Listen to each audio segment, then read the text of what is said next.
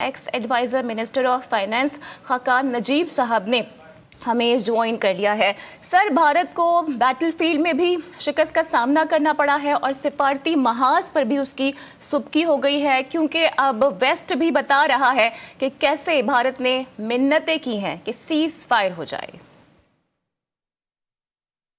के लिए ये एक ह्यूमिलिटी के साथ अल्लाह ताला का शुक्र अदा करते हुए एक बड़ा प्राउड मोमेंट है कि हमने एक जिसे कहेंगे रिस्ट्रेंट दिखाते हुए as a responsible mature and अपनी कंट्री की डिफेंस करते हुए हमने अपनी कन्वेंशनल वॉरफेयर में एक कैपेबिलिटी जो है वो रीजनली मनवाई है और एयर सुपीरियॉरिटी जो है वो तो सर्टेनली मनवाई है। याद रखिए कि we've come out as a responsible, peaceful nation which wants to coexist in a atmosphere जहाँ पे tensions को कम किया जाए।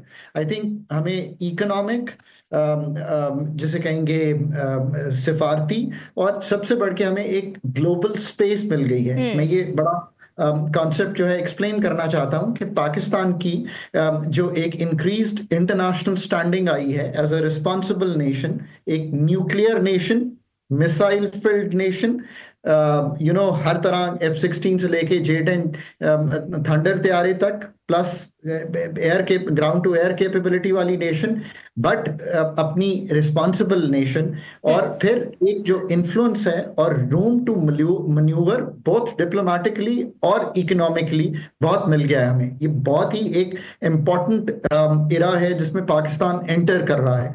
हम इससे बहुत मुफीद हो सकते हैं, रीजन इससे मुफीद हो सकता है। देखिए, जो स्कॉलर्स पाकिस्तान की साइड पे सेंसिबल हैं और सेंसिबल गुफ्तगू करते हैं, वो आज भी इंडिया को यही कहते हैं कि ऑन द टेबल बैठकर आपको, चाहे वो इंडस वाटर ट्रीटी हो जिसको आप यूनिलैटरली रोक नहीं सकते, 1960 में हुई थी, ये इंटरनेशनल लॉज के अंडर गवर्न होती है, ये मल्टीलैटरल्स की गारंटी के साथ है, आप इसको रोक नहीं सकते। That's an irresponsible act to begin with.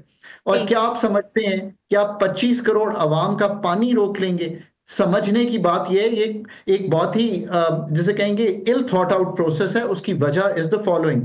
International law ये कहता है कि जो लो रिपेरियन कंट्रीज हैं, पाकिस्तान लो रिपेरियन है, इंडिया हाई रिपेरियन है, जो वाटर फ्लो है जो अग्रीड है हमारे 3 रिवर्स का, वो करना ही करना है। अगर चाइना इंडिया से ऊपर हाई रिपेरियन है तो क्या चाइना को उनका पानी रोकना चाहिए? कतई तौर पे नहीं। हम सोचे समझे गुफ्तगू अगर करेंगे और अगर हम रिसर्च पे बेस्ड करेंगे तो हम यही कहेंगे कि ऐसा नहीं करना चाहिए, क्योंकि आप ये इंटरनेशनल लॉ के तहत जिसे कहेंगे दुनिया में एज नेबर्स रहते हैं। पाकिस्तान को कश्मीर पे टेबल पर लाने पर और इंडस वाटर ट्रीटी को भी डिस्कस करने का ये मौका मिला है। और लास्टली मैं ये कहूंगा कि कोई भी जो हेजेमनी का जो तासुर है वो हमारे नेबर ने जो दिया है, वो हर तरह से we are a more responsible nation. हमने टेररिज्म की भी हर सतह पे मजम्मत की है। मैं आज भी टीवी पे कहता हूं कि पहलगाम में एक भी अगर लॉस ऑफ लाइफ हुआ है तो वो हमारे लिए हम उसको अच्छा नहीं कहते, बट साथ ही ये कहता हूं कि एज अ रिस्पॉन्सिबल नेशन हम कह रहे हैं ना कि आप इंक्वायरी करवा लीजिए। हमने बार बार कहा, बट आप उसको प्री सपोज करके मेरे 31 लोग मार दें और मेरे इतने लोग इंजर कर दें, where on earth is that well thought out?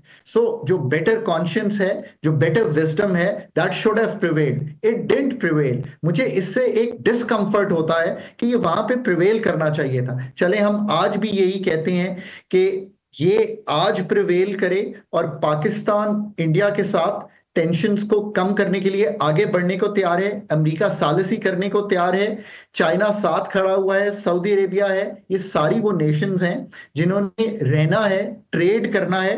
1.25 billion की आबादी है इंडिया और हमारी मिलाकर, इसकी प्रोस्पेरिटी यंगर नेशंस हैं।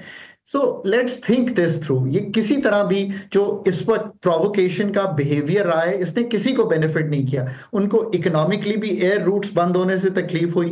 वो पाकिस्तान को इतनी चीजें बेचते हैं, हम उनसे चीजें खरीद के आगे फार्मास्यूटिकल, ऑर्गेनिक केमिकल्स, बहुत सी चीजें लेते हैं, वहां पे भी तकलीफ हुई। जो ट्रेड रूट विद अफगानिस्तान है वो बंद हुआ, तकलीफ हुई। इस सारे का नतीजा ये सिर्फ अगर निकलना था कि कोई हेजेमनी है तो वो तो नहीं हो सकता। और पाकिस्तान को, ये माजरत के साथ कहता हूं, एक प्रोसेस थॉट प्रोसेस बन गया था कि शायद हम कन्वेंशनल वॉरफेयर में पीछे हैं। मेरा ख्याल है कि हमने ये भी प्रूव कर दिया है, we are second to none in conventional warfare also, whether that surface to air missile or whether that's surface to surface missile. So all in all I think it's a good situation. मैं फिर sensible गुफ्तगू करते हुए ये कहूंगा, time today is कि हम वो बात करें कि जो तनाज़ात हैं, चाहे वो IWT का इंडिया ने खड़ा किया, कश्मीर का विद द UN वो चार्टर, और रीजनली सार्क को आगे लेकर जाने का, मतलब आज तक आसियान ने इतना फ्री ट्रेड किया, हम आगे नहीं बढ़ सके। So you can't think like that. So अगर आपने ये सारी सोच डालनी है तो let's sit on the table, हम आपस में बात करें, मीडिएटर के थ्रू बात करें, UN काउंसिल के रेजोल्यूशंस के अंडर बात करें, पर बात किए बगैर आप आगे बढ़ नहीं सकते।